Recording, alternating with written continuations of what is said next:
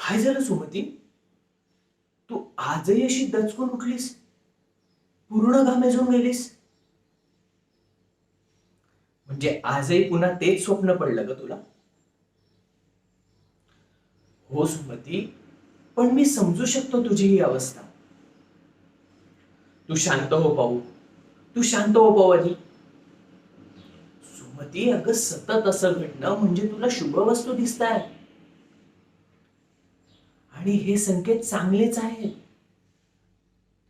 म्हणजे तुला संत परमेश्वर दिसत आहेत.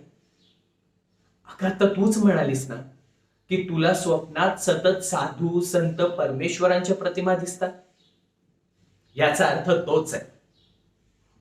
आणि आज तर प्रत्यक्ष तुला ऐरावत दिसला, म्हणजे याचे परिमाण नक्कीच चांगले असावे.